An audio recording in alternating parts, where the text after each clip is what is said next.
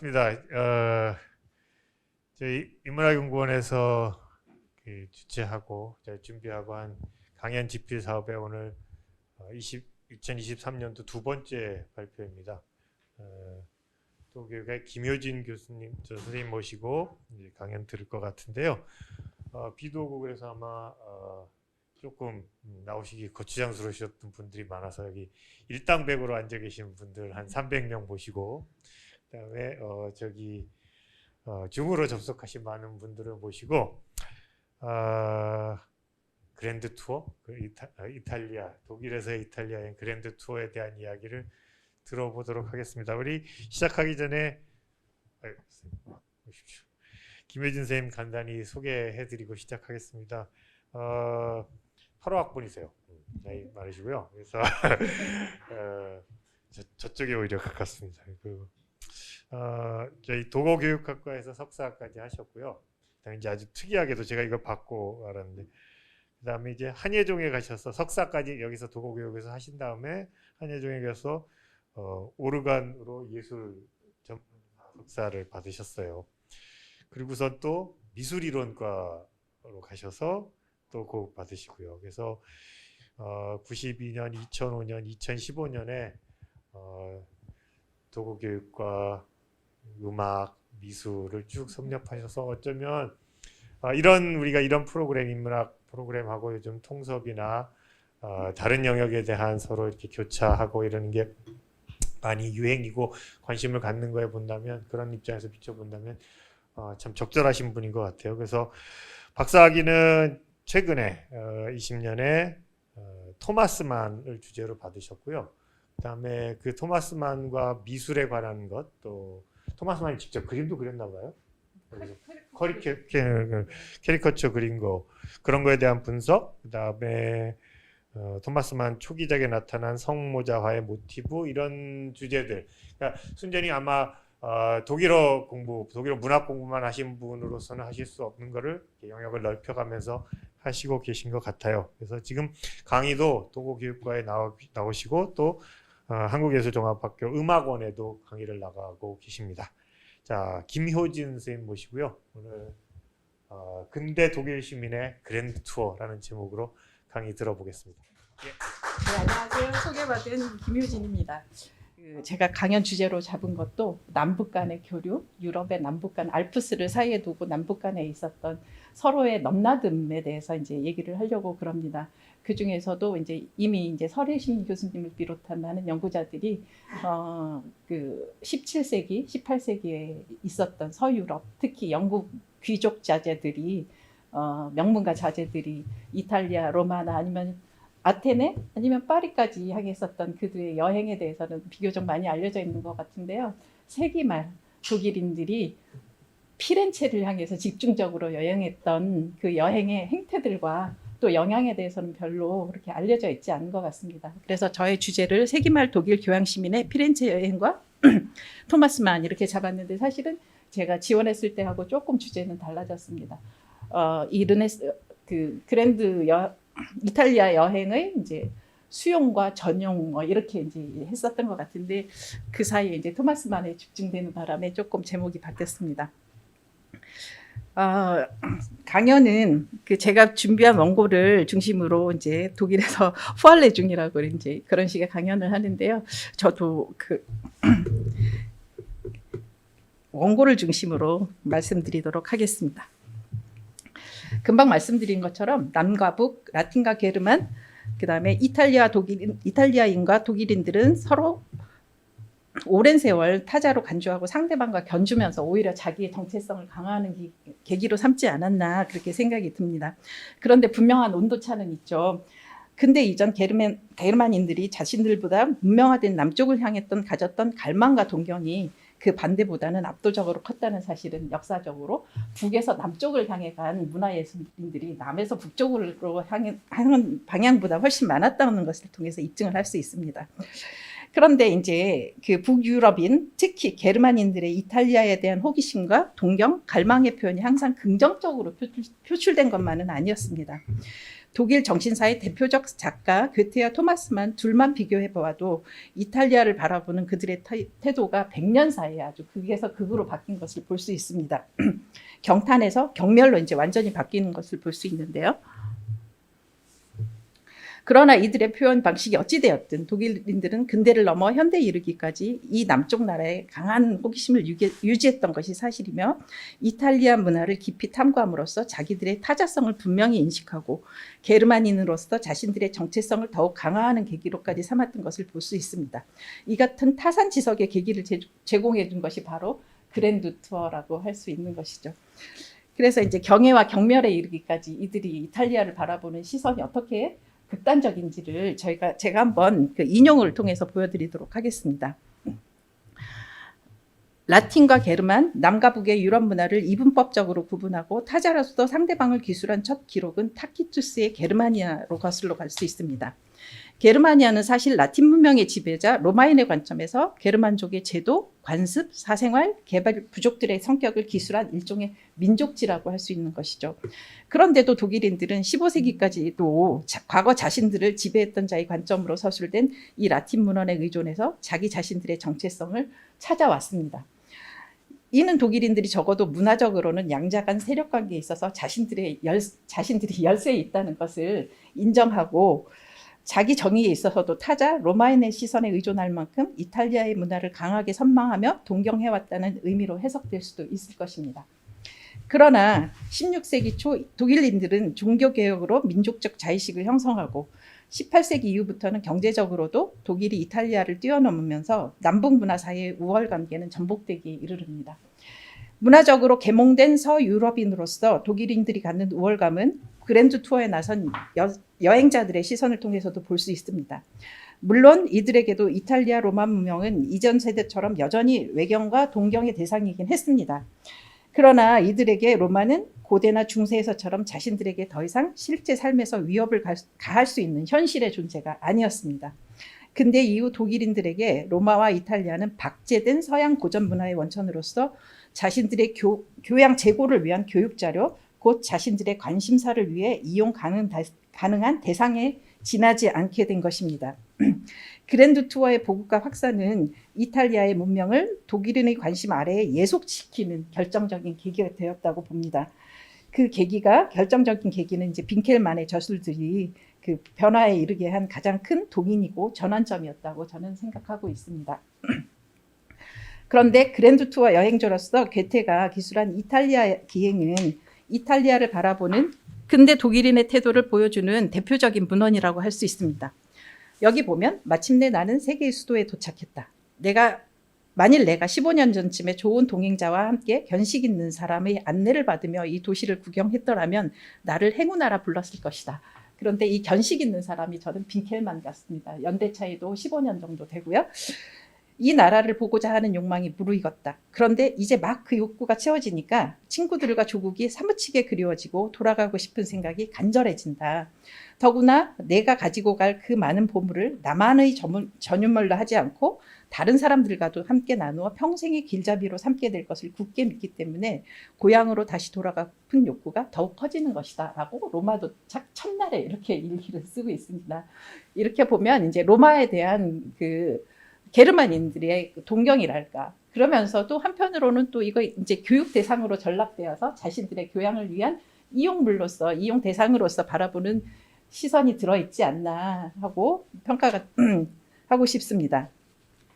괴테는 1786년 9월 3일 칼스바트를 출발해서 뮌헨을 경유한 후 브렌너 가도로 알프스를 넘어서 트리엔트, 베로나, 비첸차, 파두아, 베니스, 볼로냐, 피렌체를 거쳐 같은 해 10월 29일에 마침내 도착을 했습니다.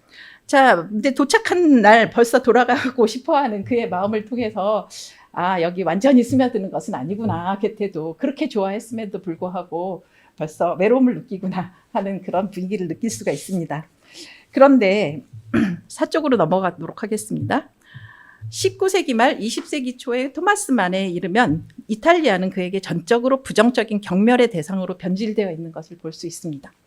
이탈리아는 내게 경멸과 같은 의미입니다. 내가 그곳에 속한다고 공상한 것은 오래전의 일입니다. 예술 그렇지 않아요? 비단결같이 푸른 하늘, 뜨거운 와인, 달콤한 감각, 요컨대 나는 그것들을 좋아하지 않습니다. 난 포기하겠어요. 이 모든 아름다움이 날 신경질적으로 만듭니다.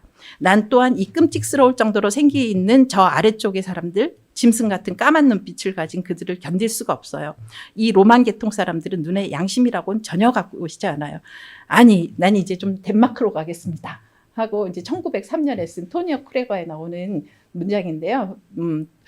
소설 속의 주인공을 토마스만하고 동일시할 수 있냐 이런 의문을 제기할 수도 있겠지만 토니어 크레거는 토마스만 초기에 굉장히 자전적인 소설이고 자신의 예술관을 남북관계에 얽힌 자신의 예술관을 그대로 이론적으로 쏟아놨다고 할 만큼 이론적인 미학적인 그런 소설입니다.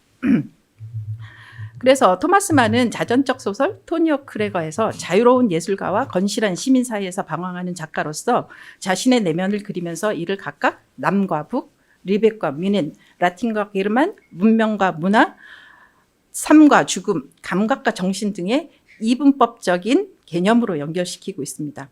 북쪽 덴마크로 떠나는 주인공 토니어 크레거를 볼 수 있는 것처럼 결국 작가는 자신의 정체성을 북쪽의 시민편에 치우친 것으로 규정하면서 도덕적이며 청교도적인 정신의 소유자로서 남쪽 라틴 문명에 속한 감각적 삶과 자유로운 아름다운 자연의 풍광, 체자레 보르지아로 대표되는 그곳에 생기 넘치는 로만 계통 사람들을 배척하면서 대립각을 세우는 것을 볼 수 있습니다.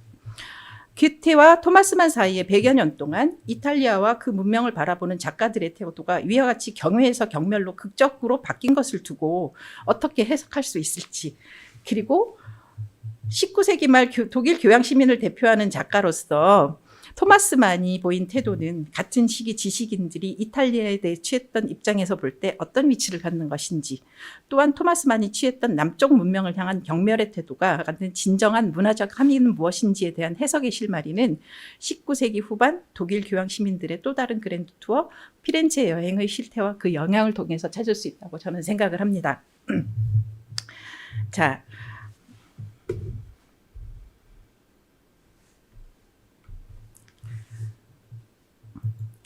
글씨가 너무 작아서 안 보이실 텐데요.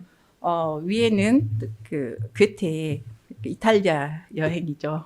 티슈바인이 그린 그림인데요. 괴테는 사실 그렇게 로마를 좋아했음에도 불구하고 이렇게 2년 가까이 갔다 온 후로는 잠깐 베니스에 다녀오고 더 이상 이탈리아에 가지 못했습니다. 그런데 여기 보면 글씨가 조금 작긴 합니다만 토마스만은 이렇게 5페이지에 달할 만큼 수차로 4-5페이지에 달할 만큼 30차례에 걸쳐서 여행을 하는 것을 볼 수 있습니다. 그런데 여행의 행태가 좀 바뀌어 있습니다.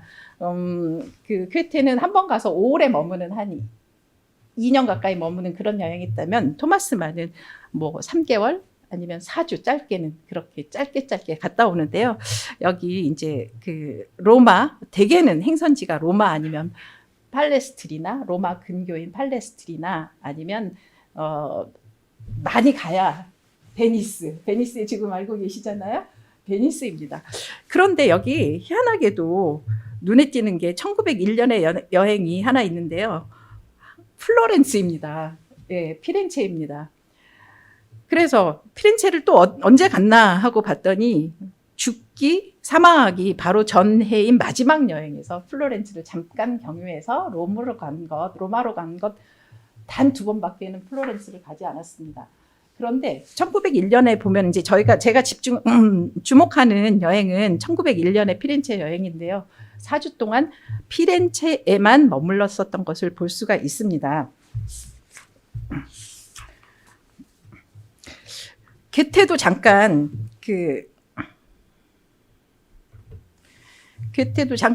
피렌체에 들리긴 했습니다. 그런데 무려 3시간밖에 머무르지 않았습니다.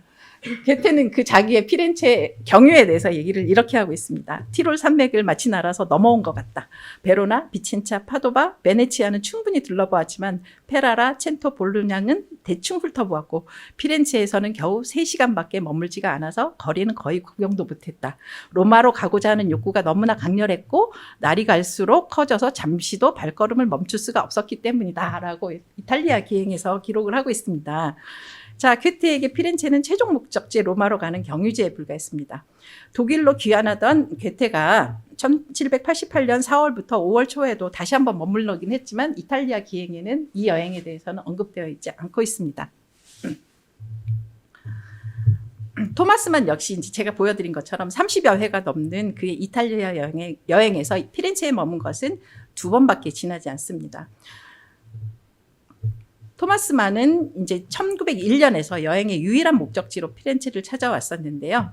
토마스만은 이곳 르네상스 외에 이제 분명한 목적이 있었습니다. 1896년에 사보나로라 사망 400주년을 맞이해서 유럽을 비롯한 독일에서 이제 사보나롤라에 대한 이 열기가 일었었거든요. 그래서 벌써 토마스만은 1896년에 사보나롤라의 전기를 다 읽고 그에 대한 그를 주제로 하는 드라마를 하나 쓰기 시작했습니다. 그래서 그 드라마를 쓰기 위해서 그러면 왜 곧장 안 왔을까라고 생각을 하시겠지만 토마스만이 좀 바빴습니다. 1901년 부텐브록스를 마무리하고 출판하기까지 그에게는 시간이 그렇게 많지 않았거든요. 여기에 몰두할 그래서 장편을 쓰고 나서 쓰자마자 그리고 처음으로 찾아간 것이 피렌체입니다. 피렌체에서 그는 4주 동안 머물면서 이제 피오렌차 희곡 작품 그의 유일한 희곡 작품입니다.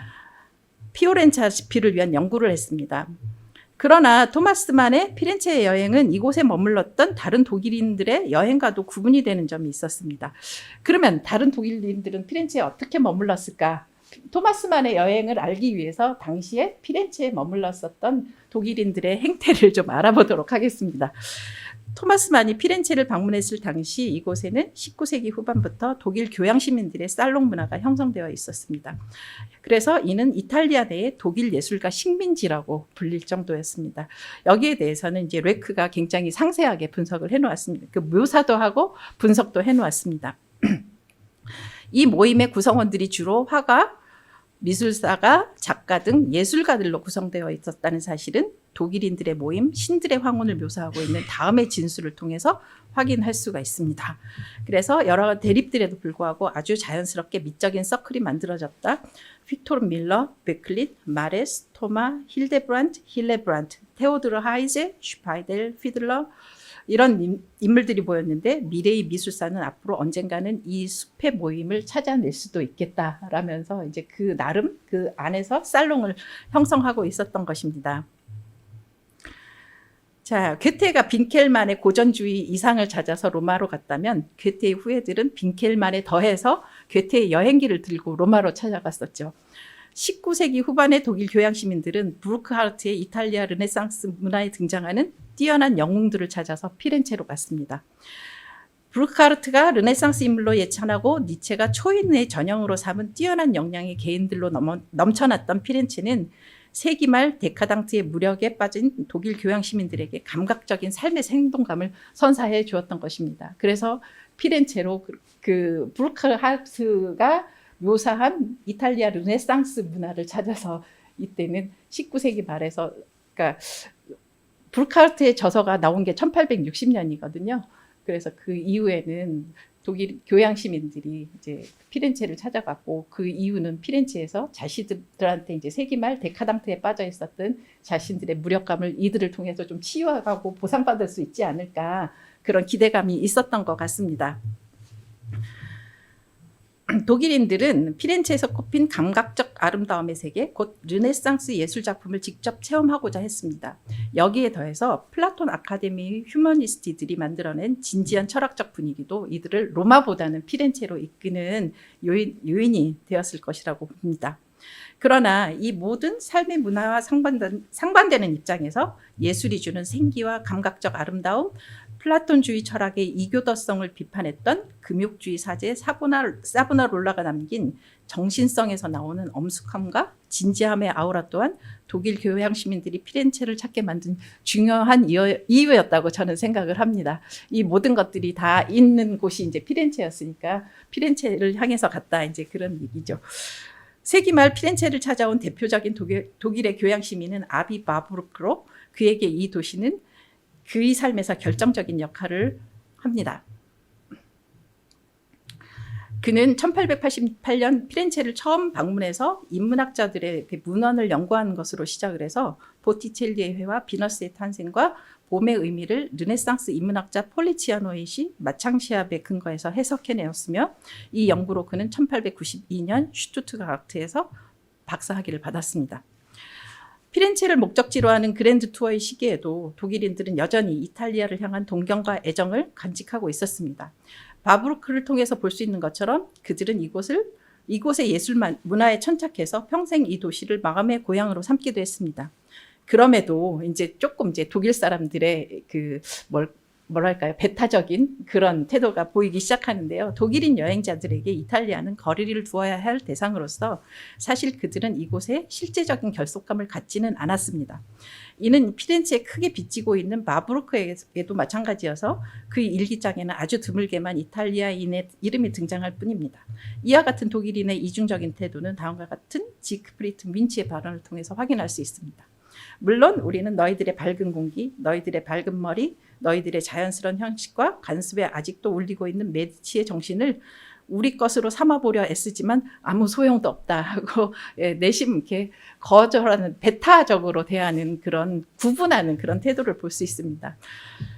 자, 외면적인 것은 동경하더라도 내면의 정신까지 수용하고 그들과 하나가 되지는 못하겠다는 독일인의 고백은 이 시대 상당수 독일인들의 심경을 대변하는 것이라고 하겠습니다. 이에 대해서 레크는 이탈리아를 대하는 독일인들의 이중적이고 양가적인 태도를 다음과 같이 분석합니다. 브루카트, 니체, 토마스만 또 다른 북방 작가들의 독자들에게 이탈리아는 야누스처럼 두 얼굴을 하고 나타난다.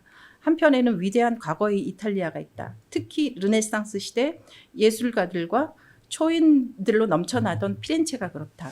두 번째 이탈리아는 과거의 위대성의 유산을 아직 속에 지니고 있긴 하지만 위험하고도 마음을 현혹시키는 반대의 이미지를 풍긴다. 남쪽 나라는 아름다운 창녀의 방식으로 독일 사람들을 매혹한다. 목련과 황수선 향기가 밴 무거운 하늘이 이 나라를 덮고 있다. 모르는 사이 아르카디아는 멀리 북쪽으로 옮겨가 있다. 이렇게 분석을 하면서 이들이 독일 사람들이 이제 피렌체에 여행을 했음에도 불구하고 그들이 100% 물론 100%라는 게 좀 어폐가 있긴 하겠습니다만 전적으로 수용하고 받아들이기만 한 건 아니고 그 와중에서도 계속 구분하고 자신들의 아카디아를 북쪽으로 옮기면서 이쪽에서 선택적으로 자신들한테 필요한 것만 선택적으로 수용하는 것이 아닌가 그런 태도를 볼 수 있습니다. 이와 같은 독일인들의 이중적인 태도는 자신들과 대비되는 남국의 문화를 통해 대조되는 자신들의 정체성을 오히려 강화하는 결과를 낳았습니다. 피렌체의 독일인들은 이런 식으로 자기들만의 피렌체를 가졌으며 이들에게 피렌체는 이탈리아의 도시이기도 했지만 이 도시와 별로 비슷하지 않은 게르만인들을 위한 아름답고 정신적인 장소이기도 했다라는 레크의 기술은 이와 같은 독일인들의 태도를 정확히 표현하고 있는 것이라고 하겠습니다. 이탈리아에 대한 경탄 속에 숨어있는 독일인들의 경계의 태도는 게르만 사람들에게는 독이 되는 남쪽의 피라는 인종주의자 챔벌레인을 통해서 단적으로 확인을 할 수 있습니다. 위에서 제가 토니오 크레거에서 인용한 토마스 만의 이탈리아에 대한 극단적인 경멸의 표현 역시 이와 같은 맥락에서 해석될 수 있겠습니다. 사실 그는 이탈리아에 체류하는 다른 독일인들보다도 더 배타적이고 폐쇄적인 모습을 보였습니다. 20세 무렵 형 하인리히와 함께 로마 근교 팔레스트리나에 머물 당시를 회고하는 토마스만의 자서전에는 그가 이탈리아에 체류하는 독일인들과의 만남마저도 극구 피했다는 사실이 드러납니다. 자, 이렇게 그는 얘기하고 있습니다. 우리는 사람들과 교류하지 않았습니다. 독일어로 말하는 소리가 들리면 우린 얼른 자리를 피했습니다. 우린 로마를 우리의 불규칙한 습성을 숨길 수 있는 산으로 여겼고 내가 그곳에 있었던 것은 근본적으로 사랑하지도 않는 남쪽을 위해서가 아니라 단순히 집에 나를 위한 자리가 없어서였습니다. 라고 이렇게 조롱조로 얘기를 하는 것을 볼 수 있습니다. 위와 같이 자신의 소속을 분명히 북쪽으로 규정하고 남쪽을 경멸적으로 조롱하기까지 하는 토마스만이 1901년 5월 피렌체에 와서 한 달 동안 머문 것은 분명한 목적을 갖고 있었다는 점에서 특별한 의미가 있습니다. 1896년 금방 얘기했었던 그 피오렌차 그 사보나롤라를 주인공으로 하는 그의 드라마 지피를 위해서 이제 그 자료를 수집하는 것이었는데요. 여행 전부터 토마스 만은 르네상스의 이 금욕적 사제에게서 극기하는 작가로서 자신의 모습을 발견했으며 평생 이 사제를 정신적 모범으로 삼았다라고 되어 있는데요. 예, 토마스 만의 책상입니다. 그의 집필 책상에 평생 동안 이렇게 사보나롤라의 사진을 올려놓고 있었다고 얘기를 하고 있습니다. 자, 사보나롤라가 어떻게 생겼는지는 이제 금욕적 사제의 모습을, 이런 모습을 토마스 만이 그 금욕적 사제를 통해서 자기도 나를 극기해가면서 어렵게 집필하겠다, 그런 의지를 다졌던 그런 인물인 것 같습니다. 그래서 평생 자신의 정신적 모범으로 삼았고요. 토마스 만에게 사보나롤라는 자신이 구분한 삶과 죽음, 그러니까 남쪽의 삶, 그 다음에 북쪽의 죽음, 삶과 정신, 남과 북, 나아가 라틴 문명과 게르만 문화의 개념들 속에서 후자, 곧 독일 정신을 대표하는 표상이었습니다. 이와 같은 맥락에서 볼 때 토마스 만의 피렌체행은 남국에서 자신이 규정한 북쪽의 정신을 발견하기 위한 선택적인 분명한 의도를 갖고 있는 여행이었다고 하겠습니다. 또한 이 여행은 토마스 만에게 인간적인 측면에서도 특별한 의미를 갖기도 했습니다. 그는 이곳에서 영국 여성 메리 스미스를 알게 돼서 연애 감정을 느꼈고 결혼까지도 고려했었습니다. 그런데 결국 이 여성과 더 이상의 관계는 발전시키지 않고 그냥 피렌체로 돌아오고요. 이 여성은 다시 한번 등장하는데 1902년 토마스 만이 피렌체를 영향을 받고 있는 미넨을 배경으로 하는 글라디우스 데이, 제가 이제 조금 이따가 집중적으로 이제 분석할 건데요. 데이를 써서 이 여성한테 헌정을 했습니다. 그리고 더 이상의 관계는 갖지 않았던 것으로 알려져 있습니다. 그런데 토마스 만의 피렌체 여행은 동시대 독일인들의 피렌체 여행과 비교해 보아도 비교해 보면 반대의 흐름을 갖습니다. 위에서 볼 수 있는 것처럼 바브로크를 비롯한 독일인들은 이탈리아 문화에 열광하면서도 이에 대한 내적인 경계심을 갖고 독일인으로서 자신들의 배타성을 강화해 나가는 것을 볼 수 있습니다. 반면 토마스 만은 이와는 반대 방향, 겉으로는 이탈리아에 대한 혐오에 가까운 발언을 쏟아내면서도 사실은 이에 대한 은밀한 호기심을 보이며 사실 이 문화를 향유하기까지 합니다. 이는 그의 초기 활동 중심지 뮌헨에서 보인 그의 행적을 통해서 확인을 할 수 있는데요. 이탈리아 문화를 대하는 그의 이중적인 태도의 의미는 세기 말 독일의 독자적인 르네상스 수용, 그가 주로 활동하였던 뮌헨에서 뚜렷한 흔적을 남긴 르네상치스무스, 독일어로는 르네상치스무스라고 얘기하고 네오 르네상스 정도로 번역할 수 있는 그런 사조입니다. 르네상치스무스라는 문화적 현상의 흐름 속에서 더욱 정교하게 읽어낼 수 있을 것입니다. 자, 그 영국의 그랜드 투어가 이제 고전주의를 수용해서 신고전주의로 이렇게 굉장히 또 새로운 문화적 그 영향으로 새로 꽃피웠다면 독일에서의 이제 이 세기말 독일인들이 르네상스 문화를 느끼고 체험하고 나서 어떤 영향을 주었을까에 대해서 이제 생각을 해보는 장이 되는데요. 좀 그 영국의 그랜드 투어리스트들이 좀 직접적으로 이제 영향을 미쳤다는 그 독일의 그 피렌체 여행자들은 그게 그렇게 직접적이지도 않고 뚜렷하지도 않았던 것 같습니다. 이는 그 독일 여행자들이 피렌체 여행을 했던 시기에 독일의 문예사조가 시적 사실주의로 대표되고 이 네오 르네상치스무스는 좀 변방, 국지적인 현상으로 이제 취급되는 그런 현상을 통해서도 알 수가 있습니다. 그런 만큼 별로 이렇게 그 심층적으로 연구되지도 않았습니다. 그래서 이제 바론이라는 문예학자는 왜 그렇게 이 사조가 그동안 다루어지지 않았을까에 대해서 이제 의문을 표시하고 이제 답을 내었는데요.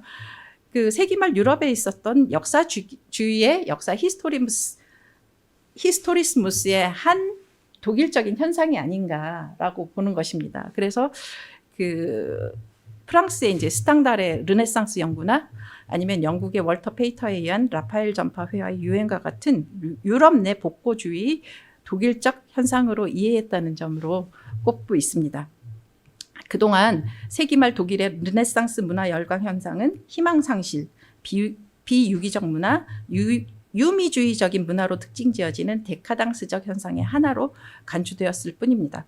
또한 그런데 또 재미있는 거는 1871년 비스마르크 통일 이후 이어지는 국수주의 흐름 속에서 독일 민족주의자들이 자신들과 대립되는 이탈리아 문화의 수용을 장려하지 않았던 것도 그 이유로 들고 있습니다.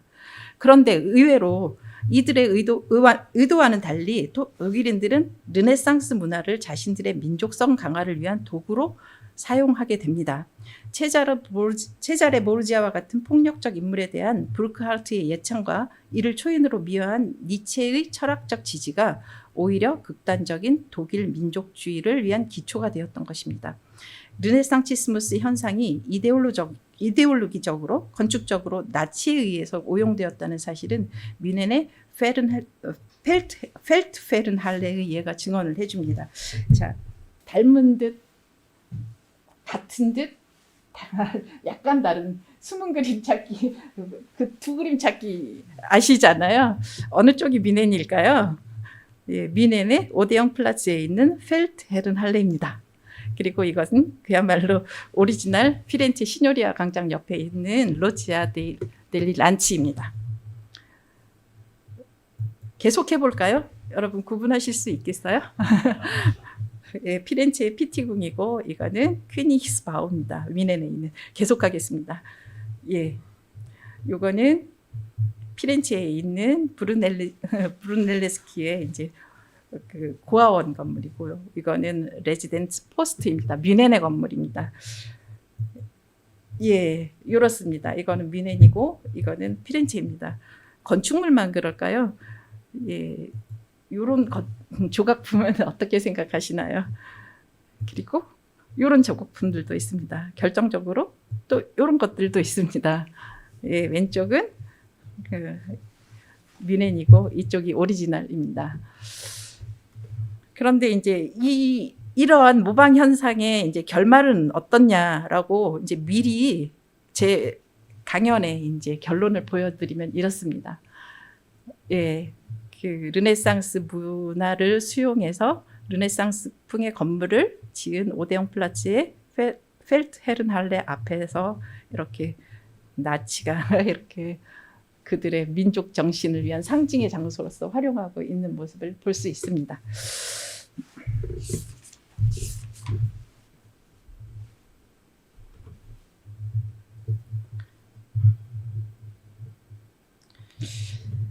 그 르네상치스무스라고 부르는 이 세기말 독일의 르네상스 문화 열광 현상, 독일인들의 르네상스 문화 열광 현상이 가장 뚜렷하게 모습을 드러낸 것은 건축 분야에서입니다.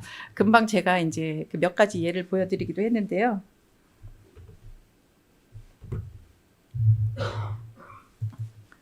예, 베를린에 있는 증권거래소 건물입니다. 네, 이것도 뮌헨에 있는 르네상스풍의 저택입니다. 그런데 이것들이 로마에 있는 파르네제 궁하고 또 피렌체에 있는 또 다른 이런 전통적인 르네상스풍 건물과 크게 다르지 않다는 점은 건축 분야에서 먼저 이 효과가 있었다. 가시적인 거니까요. 드러냈다고 생각을 할 수 있겠습니다. 그런데 이제 사실은 여기서 언급된 예 외에도 사실 뮌헨에는 18세기 전반부터 피렌체의 대표적인 건축물들을 그대로 모방해서 도시를 건설하려는 움직임이 있었습니다. 제가 보여드린 예에 속하는 것이고요. 그래서 심지어는 뮌헨을 독일의 피렌체 아니면 이자르 아텐이라고 부르면서 그 굉장히 이제 르네상스 문화가 성행했던 도시로 지칭을 하고 있습니다.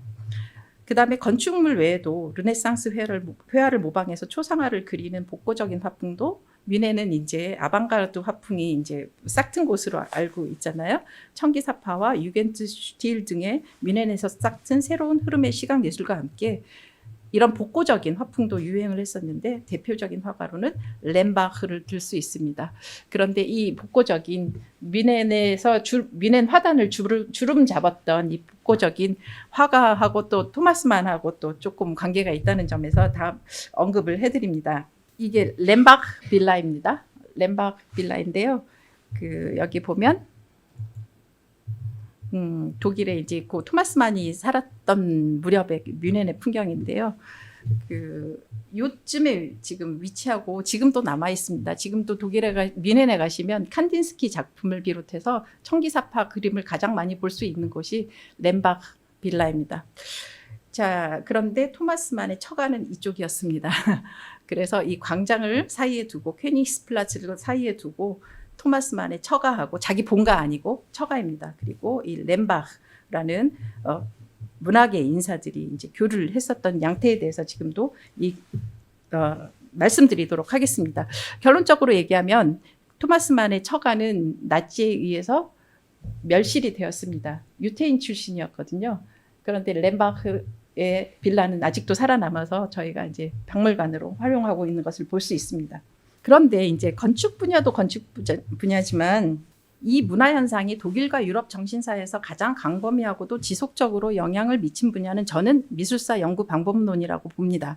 세기 말 피렌체의 독일인 문화살롱을 주도했던 바브루크가 보티첼리의 대표적인 회화 비너스의 탄생과 봄을 르네상스 인문주의자 폴리치아노의 시에 근거해서 해석해내면서 시작된 도상 해석학적 회화 연구 방법론은 그들의 후계자인 프란츠 작슬, 에드가 빈트, 발터 프리들랜더, 파놉스키 등의 연구자들에 의해서 독일을 넘어서 영국과 미국으로 전파되었습니다. 무엇보다 1933년 나치의 위협을 피해서 함부르크에서 영국으로 이전된 바브루크 연구소의 장서와 미술사 연구 방법의 전통은 비트코버를 거쳐서 곰브리치에 이르기까지 현대 미술사 연구를 주도했다고 해도 과언이 아닐 것입니다. 그래서 이 도상 해석학적 방법을 이제 저도 그 미술사 공부를 할 때 르네상스 미술에 관심이 많아서 많이 보고 했었는데 늘 어렵더라고요. 저한테 굉장히 이게 뭐지 하고 했었는데 좀 커다란 그 독일인들의 그랜드 투어라는 시선에서 보니까 큰 흐름이 읽혀지고 이렇게 또 바라볼 수도 있겠구나 하는 점이 느껴졌습니다. 문학 분야에서 르네상티스무스 현상은 세기 말 비엔나에서 유행했던 르네상스 드라마를 특별한 흐름으로 꼽을 수 있겠습니다. 이런 지금은 거의 이름도 모르는 작가들이 200여 편이 넘는 이 장르의 드라마를 썼을 뿐만 아니라 비인 모더니즘을 주도했던 슈니틀러와 호프만슈탈, 게오르게 등 유명 작가들도 이런 드라마의 창작에 기여를 했습니다.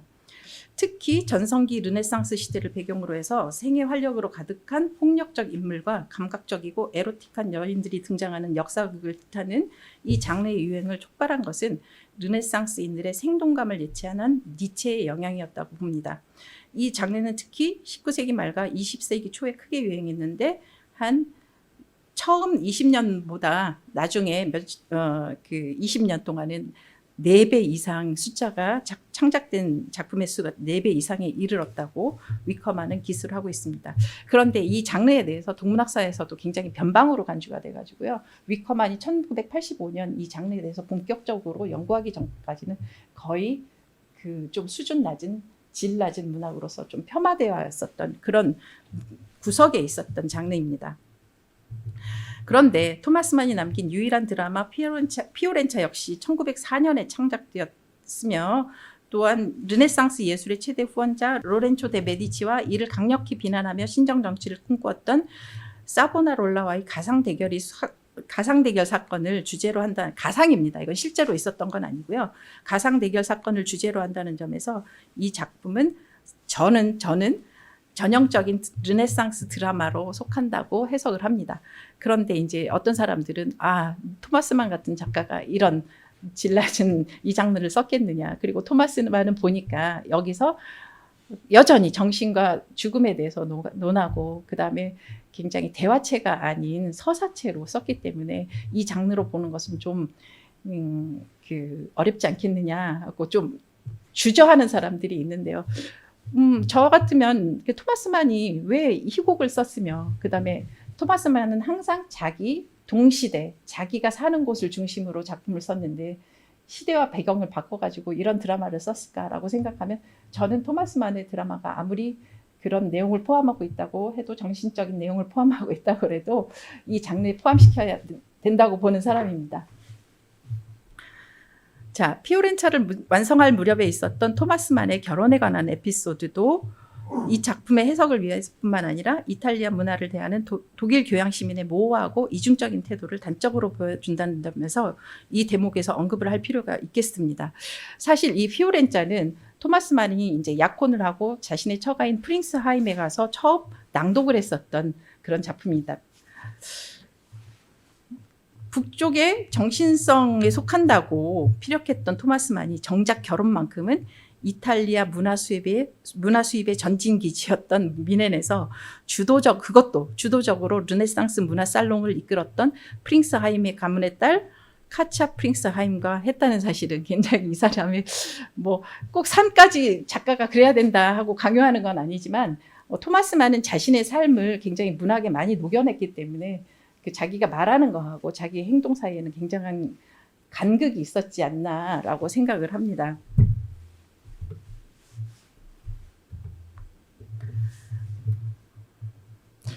자, 여기쯤 위치했던 토마스 만의 처가입니다. 유대인 가문의 엄청난 부호였고요. 가문의 그 저택에 빨레라고 하는 빨레 프링스하임이라고 한 거 보니까 이제 궁으로 구분을 한 거죠. 그 내부는 이렇게 되어 있습니다. 그래서 조금 그 화면이 좋진 않습니다만 어마어마하게 그 많은 진귀한 그 수집품과 장식으로 되어 있는 것을 볼 수 있는데요. 토마스 만은 이것을 굉장히 동경을 하면서도 참된 문화의 동물원이라고 비하를 하면서 유대인한테나 붙이는 그런 비하적인 발언을 실제로 하기도 합니다. 자, 이 집의 운명에 대해서는 이렇게 말씀드릴 수 있을 것 같아요. 미리 말씀을 드리자면 여기 있었던 이 집의 운명은 나치에 의해서 멸실이 돼서 나치의 본부가 돼버립니다. 이렇게 그리고 지금은 나치의 본부로 쓰이다가 지금은 뮌헨 음대 건물하고 뮌헨 대학의 미술사학과 건물로 활용되고 있습니다. 이런 것뿐만 아니라 이런 그 회화들도 굉장히 많이 있었는데요. 이거는 토마스 만의 부인 카차를 그린 어린 시절을 그린 렘바흐가 그린 그림입니다. 그리고 이것도 부부의 초상화인 프링스하임 부부의 초상화를 그린 요 그림도 렘바흐 그림입니다. 그리고 요 그림은 카울바흐가 그린 이제 킨더 카니발 해서 이제 토마스 만이 카차를 알기 이전부터 중학생부터 알고 있었던 그림이라고 합니다. 근데 이 그림이 너무나도 유명해서 잡지에도 많이 실렸기 때문에 토마스 만은 이 그림을 스크랩을 해가지고 자기 책상에 얹어놓고 있었다고 중학생 시절부터 얹어놓고 있었는데 자기가 이제 카차 프링스하임을 소개를 받아서 프링스하임 저택에 딱 들어갔더니 이 그림이 있어서 너무나도 놀랐다. 그렇게 이제 얘기를 하고 회고하고 있는 것을 볼 수 있거든요. 그러니까 토마스 만은 자신의 배우자를 이제 여기 유일한 딸인 그 카차 오남매 중에 유일한 딸인 이 카차를 중학생 시절부터 이미 보고 있었던 것이라고 그렇게 농담도 가능하겠습니다. 자, 그래서 이제 이런 대화를 통해서 볼 수 있는 것처럼 굉장히 취향을 한편으로는 동경하면서도 또 한편으로는 진정한 문화의 동물원이라고 또 조롱을 하기도 합니다. 그래서 사실은 이게 좀 금방 보여드렸던 그 사진이 일반 가정의 그런 분위기는 아니잖아요. 그러니까 유대인들이 자기들의 가문을 과시하기 위한 기벽에 가까운 호사가 아니었나라고 저는 해석을 하는데요. 다른 그 학자들도 그렇게 생각을 하고요. 그런 그 문화의 그런 기벽의 문화의 중심지 르네상스 문화의 수입 창구로 토마스 만이 결혼을 해서 뛰어들어갔다는 게 저는 굉장히 아이러니하게 느껴졌습니다.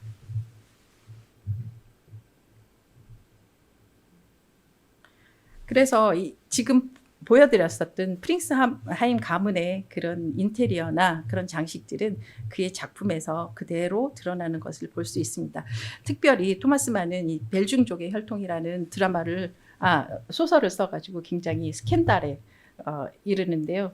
아까 보여드렸었던 자기 부인 카차가 그러니까 이란성 쌍둥이였거든요. 근데 이 벨중족의 혈통 드라마가 근친상간, 남매 간의 근친상간을 그리고 있어가지고요.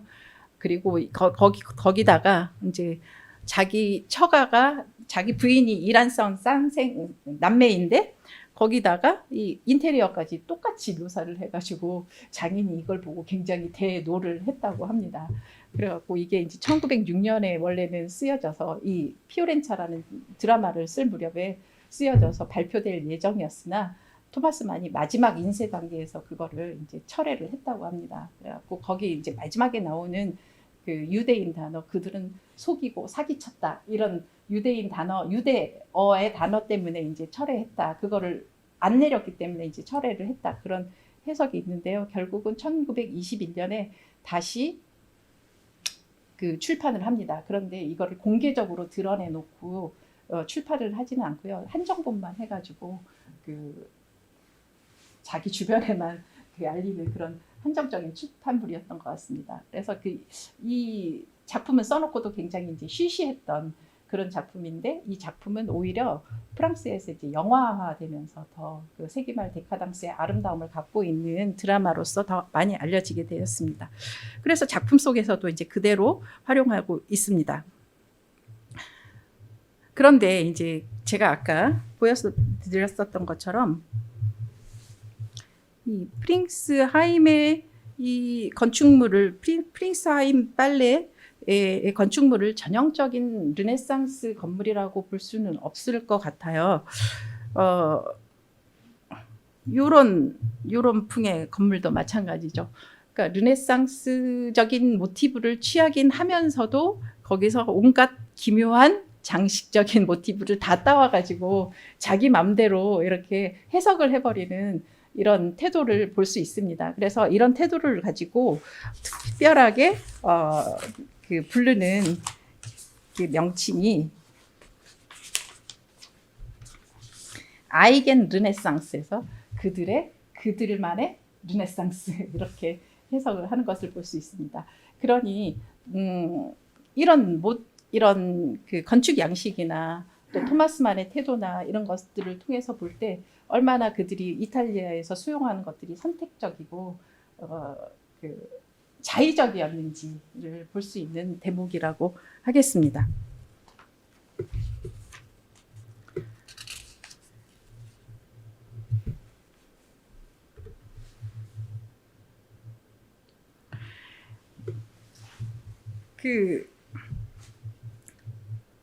이와 같이 광범위한 문화적 맥락을 고려할 때에야 비로소 보이는 토마스만의 대이탈리아관을 해석할 수 있는 실마리는 동시대 독일 교양 시민들과 비교되는 그의 피렌체 여행에서 찾을 수 있습니다. 세기 말 히에로니무스 곧 지롤라모가 미넨의 도심에서 벌이는 삶과 정신의 대결 이야기 글라디우스 데이, 그 다음에 이번에는 아예 시공간을 전성기 르네상스로 옮겨서 15세기 말 르네상스 문화의 중심지 피렌체 근교의 메디치 빌라에서 벌어지는 삶과 죽음의 대결 드라마 피오렌차 역시 이와 같이 복잡한 신경을 드러내는 피렌체 여행자 토마스만의 모호한 태도를 고려할 때에야 더욱 정교하게 해석이 될 수 있다고 저는 생각을 합니다. 자, 글라디우스에 대한 해석을 조금 보여드리도록 하겠습니다. 이 두 작품은 사실 글라디우스 데이는 1902년이고요. 피오렌차는 1904년인데 서로 쌍으로 이렇게 간주됩니다. 그리고 1902년 작품을 1904년의 드라마를 위한 준비작으로 많이 간주를 하는데요. 이 두 작품은 굉장히 토마스만 전체 작품 목록에서 특별한 작품으로 취급이 되어 왔습니다. 왜냐하면 토마스만은 그것도 바그너 음악을 굉장히 좋아하고 자기 작품에서 중요한 모티브로 사용을 하고, 그 다음에 대개는 동시대 독일의 그 장소적 배경을 선택하는 것에 반해서 이건 굉장히 이질적인 소재와 장소를 택하고 있다는 점에서 굉장히 주목받아 왔기보다는요 조금 해석하기 어렵고 좀 이질적인 작품이 아니냐. 그래서 심지어 어떤 문예학자들은 그 피오렌차를 두고 토마스만의 작품에서 슈티프킨트 서자가 아니라 의붓자식 같은 작품이다라고 이렇게 평가를 하기도 했었는데요. 그것만 놓고 보면 참 토마스만의 맥락에서 이건 왜 써졌지 하고 참 해석하기 힘들 것 같습니다. 그런데 우리의 시각을 조금 그랜드 투어라는 그 독일인의 이탈리아 문화 수용에 들어가 있는 이런 이율배반적이고 모호한 태도를 배경으로 해서 본다면 이 드라마와 글라디우스를 통해서 토마스 만이 무엇을 얘기하고 있고 그다음에 왜 그런 작품을 썼는지에 대해서 해석 이해가 가능해질 것 같습니다.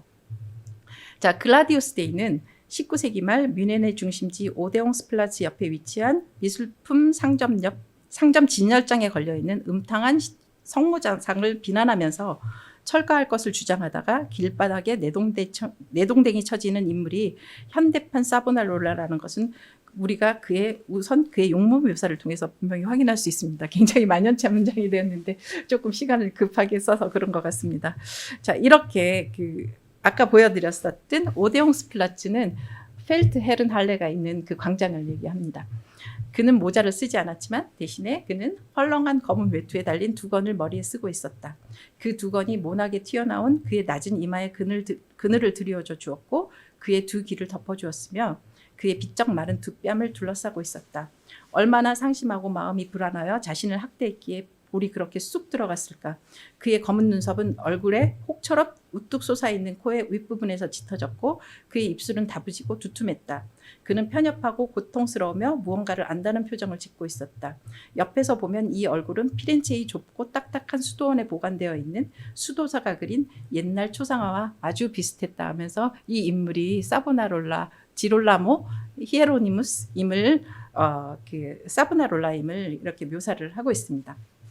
왜냐하면 토마스 만은 피조그노미 용모 묘사를 통해서 자기가 하고 싶어 하는 말을 굉장히 많이 하는 작가이기 때문에 이렇게 용모 묘사를 통해서 벌써 많은 것들을 얘기하고 있구나라고 알 수 있습니다. 그래서 이 작품의 주인공으로 사보나롤라를 염두에 두고 당대, 이거는 글라디우스 데이는 당대 세기말 뮌헨에서 벌어지는 풍경이거든요. 당대 세기말 뮌헨으로 그를 소환하였음을 보여주는 것이다. 바로 이어서 작가는 그 방에서는 한때 삶과 삶의 승리에 대한 끔찍하고도 처참한 항의가 있었다라고 하면서 메디치가의 후원 아래 꼽힌 르네상스 예술과 삶의 방식에 반대했던 사보나롤라의 격렬한 비판과 개혁의 좌절이 이 작품의 주제임을 명백히 표현하고 있습니다. 주인공 이름 히에로니무스가 사보나롤라의 이름 지롤라모의 독일식 이름인 것도 두 인물의 일치성을 보여주는 것입니다. 자, 토마스 만은 400년 전에 수도승이 했던 르네상스 예술과 삶에 수도승이 반대해서 벌였던 끔찍하고도 처참한 항의를 세기말 독일의 피렌체에서 재현하려는 의도를 가진 것이었습니다. 더군다나 그는 작품의 무대인 미술품 가게 옆 광장 건축물을 로치아라고 부르고 있습니다. 펠트 헤른 할레라는 분명한 이름이 있음에도 불구하고 피렌체 시뇨리아 광장의 로치아라고 부르고 있습니다. 뮌헨 오데옹 플라츠 옆의 로치아에서 세기말 뮌헨의 히에로니무스는 400년 전에 사보나롤라가 그랬던 것처럼 가증한 물건을 불태우라고 외칩니다. 자, 토마스 만이 작품 속에서 이렇게 묘사를 하고 있습니다. 사방에 조그만 조각품 가게며 여기 보면 콰트로첸토프, 도나텔로와 피에솔레, 그다음에 르네상스 조각품, 그다음에 초상화들. 요거는 진짜 책 서적인 아닌 것 같은데요. 르네상스 이후의 주거예술, 색채감각 교육 이런 르네상스 책들이 보일 것이다. 이러한 서적들이 수없이 팔리고 읽히며 저녁에는 사람들이 홀에 가득 모여서 바로 이런 주제들로 대화를 나눈다는 것을 알아야 한다 하고 작품 속에서 그대로 뮌헨에서 유행했었던 르네상스 문화 열광적 수용 현상을 얘기를 하고 있습니다. 그런데 무엇보다 이 작품에서 뮌헨의 대표적인 르네상스적 예술과 삶을 상징하는 모티브는 히에로니무스가 분노하면서 지목하고 있는 미술품 성모자상입니다. 그것은 일체의 관습으로부터 자유로운 성모자상으로 이를 바라보는 젊은이들로 하여금 성모의 무염시태를 의심하게 만드는 감각적이고 유격적인 그림으로 묘사가 되어 있습니다. 다음과 같이 이렇게 묘사가 되어 있습니다. 그런데 이제 이건 마치 요런 라파엘로 그림을 그대로 옮겨놓은 것은 아닌가라는 생각이 들 정도로 그대로 이렇게 감각적이고 에로틱하게 묘사를 했는데요. 사실은 라파엘로하고 관계가 있습니다. 드레스덴에 있는 시스티나 성모 유명한 그림인데요.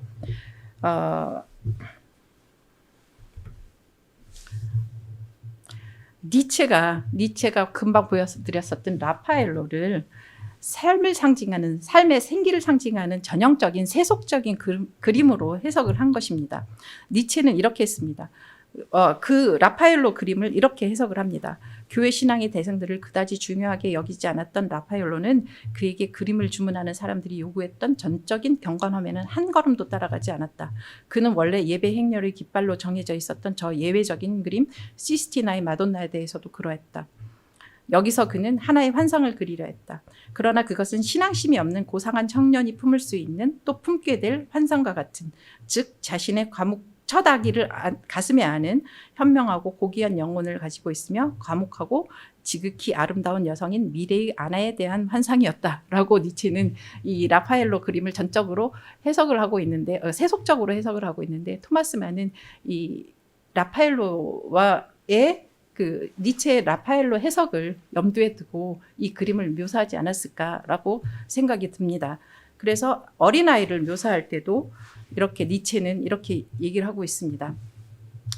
그는 어린아이의 머리에서 깜찍한 방법으로 그의 그림을 보는 신실한 관람자들을 속인다. 그는 드물지 않게 나타나는 자연현상, 어린아이 눈에 있는 성인 남자의 눈, 더군다나 공경을 바라보는 남자의 씩씩하고 도울태세가 되어 있는 눈을 그렸다라고, 아기 예수가 아닌 씩씩한 어린아이로, 영리한 어린아이로 이렇게 묘사를 하고 있는데, 토마스만은 그 아기에 대해서도 영리해 보이는 두 눈으로 곁눈질하면서 다른 구경꾼을 바라보고 있었다라고 이렇게 세속적으로 표현을 하고 있습니다. 그런데 여기 나타나는 그 성인 남자의 눈, 니체가 해석한 성인 남자의 눈, 더구나 공경을 바라보는 남자의 씩씩하고 도울태세가 되어 있는 체자레 보르제와 같은 삶의 생기로 가득한 이른바 로만 계통의 사람의 모습을 토마스만이 여기서 따와서 보고 이것을 그 자신의 글라디우스에 나오는 아기 그림의 그 성모자화의 그 세속적인 그림으로 언어로 형상화한 것이 아닌가라고 생각이 들고, 이에 대해서는 제가 작년에 논문을 하나 쓴 적이 있는데요. 그 라파엘로의 그 그림을 바라보는 시선들은 굉장히 다 제각각입니다. 그래서 빈켈만 같은 경우에는 성모의 전체 윤곽은 얼마나 위대하고 고상한지, 동시에 이는 라파엘로의 탁월한 위대함이 만들어낸 그리스 조각의 고상한 단순함과 고요한 위대함이라고 하겠다라고 하면서 괴테, 헤겔, 니체, 이 빈켈만 모두 자기 나름대로 자기식으로 이 그림을 해석하는 것을 볼 수 있는데, 토마스만은 니체가 해석한 세속적인 성모자상을 그대로 받아들여서 이 작품에서 자기가 혐오하는 이탈리아 르네상스 예술의 아주 아이콘, 상징으로 사용하지 않았나, 그렇게 생각이 듭니다. 네, 여기 이제 그림을 그리는 과정에서 이제 세속적인 그 모델, 성적인 대상으로서 어린아이 그 여성을 뭐라고 그러죠? 매춘부를 대상으로 했었던 그 르네상스, 피렌체 르네상스의 관행과 또 그 관행이 미넨에서도 이어지고 있다는 사실을 이렇게 묘사하고 있습니다.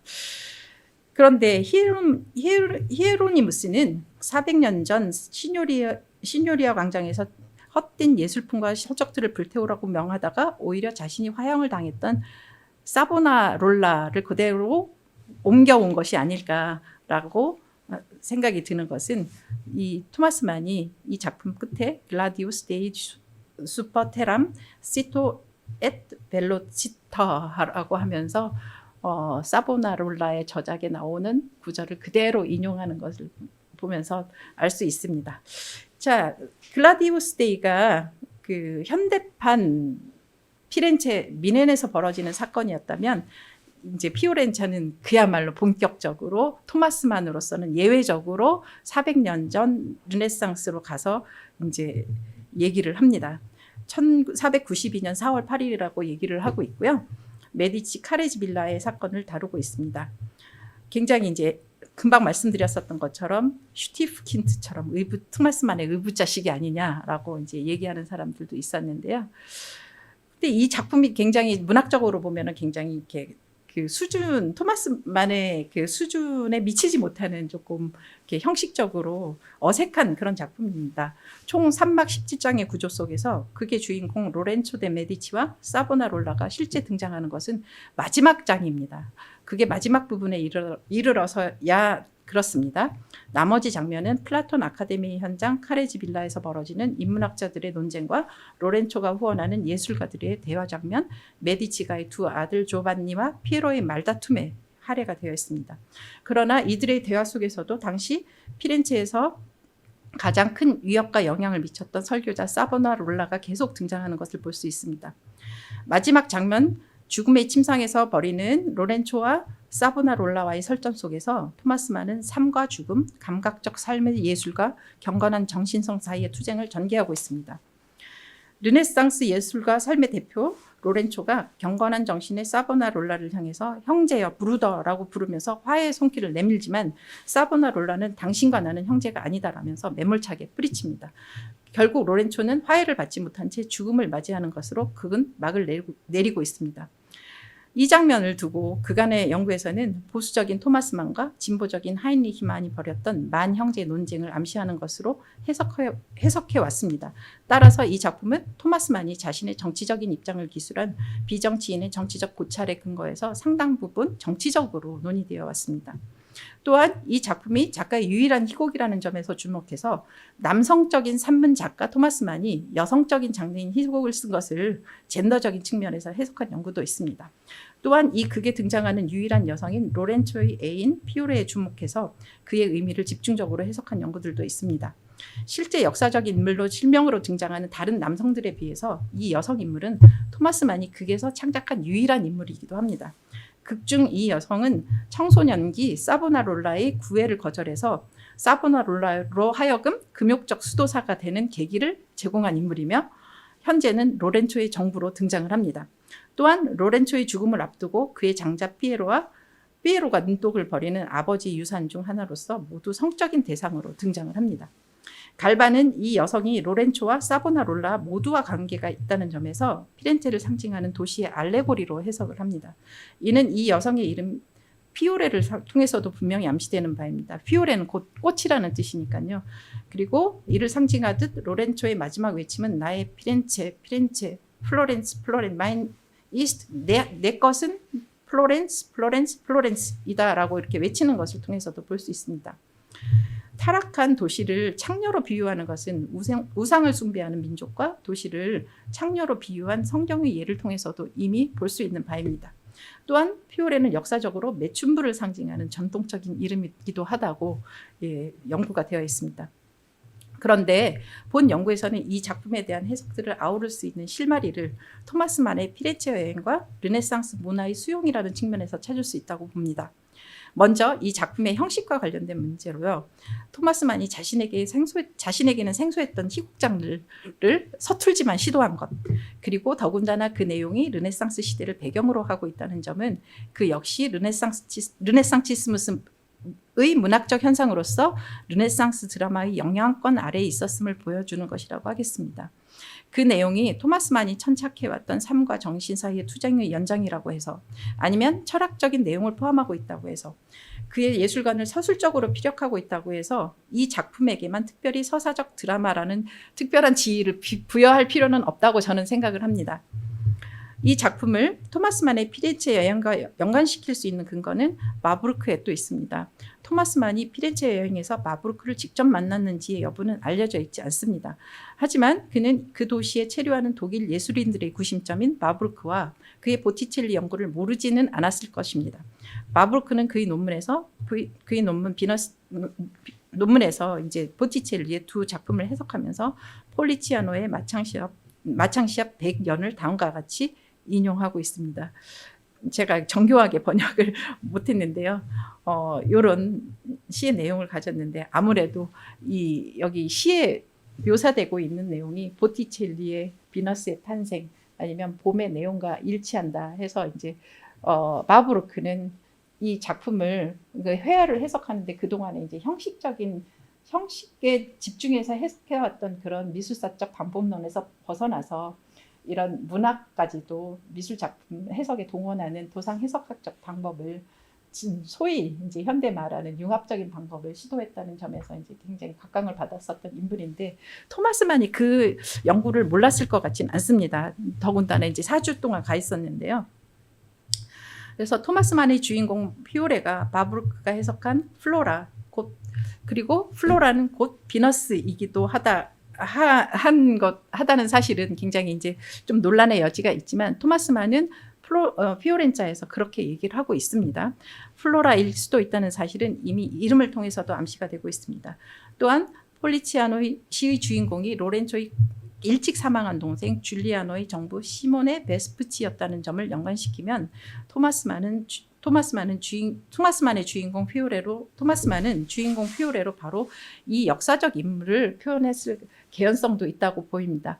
제가 이제 토마스만의 피오렌체에 나오는 인물 묘사를 그대로 여기 인용을 하진 않았지만 그 베스푸치와 시몬의 베스푸치와 또 이 비너스의 상관성을 이제 바브르크가 해석을 했었고요. 바로 이런 모습으로 이제 그 문학적 언어적으로 묘사가 되고 있는 것을 볼 수 있습니다.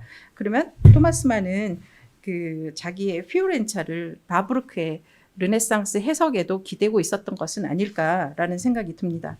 이런 점에서 토마스만의 피오레 인물 창작 또한 그의 피렌체 여행과 밀접한 관련을 갖는다고 하겠습니다. 그러나 무엇보다 이 인물을 통해서 볼 수 있는 가장 큰 의미는 남쪽 이탈리아를 향한 토마스만의 관계가 상징적으로 암시되어 있다는 점입니다. 앞장에서 살펴본 것처럼 토마스만은 이탈리아를 경멸하면서도 그에 대한 호기심과 호사는 포기하지 않았습니다. 로렌초와 사보나롤라 모두와 관계가 있는 피오레, 삶과 죽음 사이를 오가는 피오레는 바로 이러한 토마스만의 이분법적인 개념 사이에서 양립적이고 이중적인 태도를 취하는 작가 자신을 상징하는 모호한 존재는 아닐까라고 저는 해석을 합니다. 삶과 죽음, 삶과 정신 사이에서 이론이적으로 모호한 태도를 취한 토마스만이 사실 자신의 실제 심경을 나는 어디에 속한다라고 분명히 토로한 적은 없습니다. 그러나 로렌초의 죽음에 이어 시뇨리아 광장의 화염으로 사라진 사보나롤라 사이에서 피오레만이 살아남았다는 사실은 그의 심경을 대신하는 것일 수도 있다고 저는 생각을 합니다. 여기까지 저의 강연을 마치도록 하겠습니다. 감사합니다. 질문이나 뭐 이런 거 있으시면 그냥 이어서 바로 해서 이제 질문 받을 수 있는 것까지 받고 그렇게 해서 맞추는 게 어떨까 하는데 저는 이번 주제가 토마스만인지는 모르고 왔는데 마침 지난 방학 때 마해산을 1권까지만 읽어서 갑자기 조금 연결되는 것도 같아서 질문을 드리고 싶은데 그 사보나롤라의 어떤 그런 경건한 정신 이게 제가 마해산을 읽었을 때 세템브린이라는 그 인문주의자를 떠올리게 하면서도 사실 그런 경건한 인물은 또 나중에 나프타라는 인물로 나오는 것, 제가 나프타를 읽지 못해서 아무튼 세템브리니가 한스 맞나요? 한스 주인공에게 미치는 영향과 관련해서는 또 그 토마스만 설명해 주신 그 이탈리아 기행의 그 흔적이 또 어떻게 그 마해산 창작에 반영되었다고 볼 수 있는지. 사실 저는 이제 초기작에 그 집중을 해서 이제 이번 강연을 준비했습니다만 세템브리니도 굉장히 이제 모호하고 그 속을 알 수 없는 인물이라는 점에서 토마스만의 그 이론이적인 그런 태도를 반영한 그런 인물이 아닌가라고 생각하고 사실은 이 지금 이제 이탈리아라는 배경을 하고 있기 때문에 조금 특이하다 제가 이렇게 얘기를 했었지만 토마스만의 그 일관되게 흐르는 주제는 이제 이분법적인 개념과 그 사이에서 이제 오가는 자신, 내 마음 나도 몰라 하는 그런 자신의 이제 갈등을 포함하고 있다고 생각을 해서 분명히 이제 반영이 되었다고 봅니다. 이게 토마스만이 뭐가 정신적이고 뭐가 육체적인 것, 예술적인 것, 시민적인 것 이런 식으로 이제 이분법 사이에서 오가는 주인공을 이제 잘 그리잖아요. 네. 여기까지는 이제 되는데 되게 재밌었던 게 이 작품을 제가 모릅니다만 여기 나오는 그 매춘부 여성 네. 피오레조차도 작가의 상징으로 볼 수 있다라고 말씀을 심정을 그렇죠. 그러니까 요게 지금 그 작가의 자의식이 표현된다. 이때 이 작가는 어떤 작가입니까? 이게 막 몸파는 이쪽에 있다고 하면서도 북쪽에 있다고 하면서도 남쪽을 조금 관음적인 시선으로 훔쳐보고 기회가 되면 자기도 누리고자 하고 거기서 아예 관심을 완전히 끊지는 못하는 그런 그 이중적인 태도인데 그럼에도 불구하고 이제 토마스 만은 그 자기가 주장한 것처럼 시민적이고 북쪽인 작가로 이제 믿어줘야 될까라고 이렇게 그런 마음이 들기도 하지만 사실 토마스 만은 자기 예술관을 그렇게 이분법적으로 구분을 하면서도요. 그 쉴러의 뭐 이제 성찰 문학과 감성 문학 뭐 이런 식으로 이분법적인 개념을 이용해 갖고 이제 자기 자신이 자신의 그 예술관을 정리하려는 그런 논문을 예술가 이제 가이스트 운트 쿤스트라는 그런 그 논문을 준비하려 했습니다만 그게 미안으로 선생님 아시잖아요. 미안성으로 했던 것. 그런데 이제 그렇게 이분법적인 개념 사이에서 이렇게 뭐 도스토옙스키의 개념도 인용하고 실러의 개념도 인용하고 그런 온갖 이분법적인 개념을 다 인용하다가 자기 자신도 길을 잃어버린 것 같습니다. 그래서 이게 그 톨스토이의 이런 이쪽에 속하는 것이 실러의 이쪽에 속하는 것과 일치하는 것일까라고 하면 또 그게 또 반드시 일치하는 것은 아니고 그래서 이분법적인 이 사람의 이분법, 이 사람의 이분법 이렇게 오고 가다가 자기는 빙빙 돌다가 결국 길을 잃어버리는 그래서 그 자신의 그 예술관도 정리를 못하고 그 에세이도 결국은 쓰지 못한 것이 아닐까라고 저도 생각을 하지만 비슬림도 그렇게 한스 비슬림도 이야기하고 있습니다. 그 독일이 이탈리아를 바라보는 시선이 혹은 그 세계말 그 독일 작가들이 어떤 육체성 이런 욕망 이런 걸 바라보는 시선이 사실은 정신의 탈을 쓴 관음증적 시선이었다는 거죠. 그렇게 지금 그렇지만 예 관음증적 시선이지만 네. 그거를 또 즐기기까지 한 네. 좀 나쁜 양심의 소유자가 아닐까. 그거는 베제스 게르센 저는 그렇게 이 작품을 통해서 그렇게 느꼈고 예 그런 것들이 이제 토마스한테 나한테 이런 계기를 남쪽을 보다 즐기고 알고 이용할 수 있는 계기를 제공한 게 이런 이탈리아의 여행이 아니었을까라고 저는 생각을 합니다. 예, 잘 들었습니다. 감사합니다. 네. 효준이를 전에부터 잘 알고 있었는데요. 근데 참 재미있게 잘 들었고요. 굉장히 그 효준이의 그 뭐라 그럴까 지식이랄까 공부랄까 연구랄까 이런 게 굉장히 깊고 넓은 것 같아서 굉장히 다시 한번 이렇게 감동을 하고 그리고 이제 토마스 만은 제가 독일에 있을 때 뭐 세미나가 하나 있었는데 그게 데어 토트 인 베네딕이었어요. 그래서 이제 그걸 보면서 뭐 그거는 이제 짧은 단편이라 뭐 그냥 문제성 없이 그냥 넘어갔었는데 다른 그 작품을 읽다 보면 아주 그냥 제가 이제 전공으로 아니면서 그걸 읽으려고 보니까 너무 그냥 장장해서 읽다가 그냥 그만두고 그러는데 뭔가가 느낌이 그 사람이 굉장히 이중적이고 굉장히 좀 복합적인 사람이 아닐까라는 그런 생각이 굉장히 들었거든요. 근데 이번에 이 발표를 보고 그걸 다시 한번 제가 확인을 하는 것 같았습니다. 제 그 확인이 맞는지 모르겠는데 아무래도 효준이가 정말 그런 넓고 깊은 그 지식을 굉장히 많이 활용할 수 있는 그 기회를 갖게 되었으면 제가 그 선배 입장으로서 굉장히 추천하고 좀 높이 사고 싶습니다. 네, 감사합니다. 훈훈한 말씀 감사합니다. 저를 효진이라고 불러주시는 사람이 오셨습니다. 감사합니다. 안녕하세요.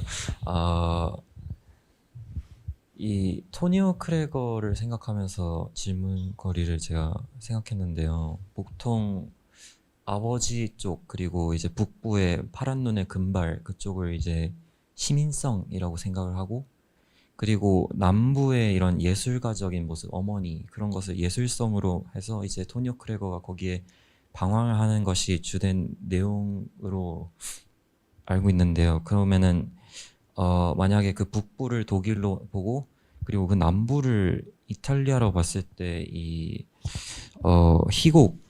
희곡을 그리고 피오레를 본인으로 상정한다면은 그러면은 이것은 토마스 만의 작품들 중에서 이질적인 작품이 아니라 오히려 또 같은 이야기를 하는 것이라고 봐도 되는 것일까요? 네, 제가 여러 번 이렇게 반복했듯이 주제는 사실은 삶과 정신, 삶과 죽음, 또 토마스 만은 이제 이렇게 구분을 하기도 하잖아요. 문명과 문화 이렇게 쿨투아하고 시빌리자션을 구분하기도 하고 그런데 이분법적인 개념 사이에서 오가면서 방황하는 그런 것들을 조금 배경을 직접 이제 이탈리아적인 것으로 뛰어들어서 다뤘다는 점에서 이 작품들의 이제 특이성이 있고 그걸 이제 그랜드 투어로 이렇게 연결시킨 게 이제 오늘의 주제인데요. 여전히 가능하다고 봅니다. 토니오 크레거의 기본적 그리고 그런 기본적인 흐름이 가능하다고 보고 시기도 심지어는 굉장히 분명한 비슷합니다. 글라디우스 데이는 1902년이고요. 토니오 크레거는 1903년이고 그다음에 피오렌자는 1904년입니다. 그래서 왜 이런 주제들이 일련의 작품들이 나왔을 거라고 생각을 한다면 토마스 만이 부텐브록스를 쓰기까지는 그런 주제들을 이런 주제와 소재를 조금 미뤄두고 그냥 잠시 미뤄두고 있었던 것 같습니다.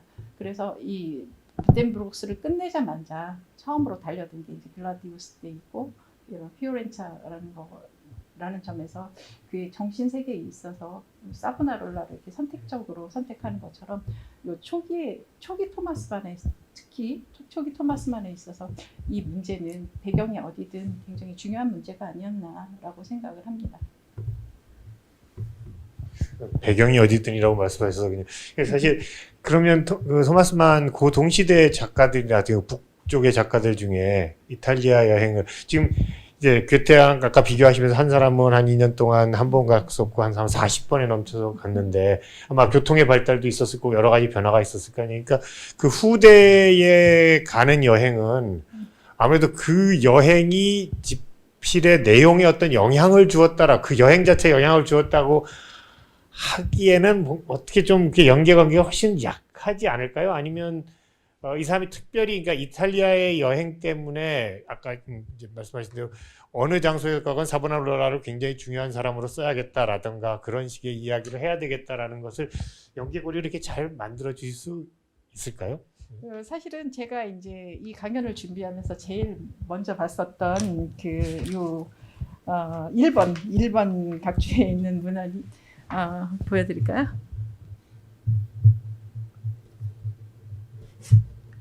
잠깐 커서가 한참 걸릴 것 같습니다만 루카스 바워라고 해서 이제 독일 출판사에서 나온 이제 페터랑에서 나온 The South in the German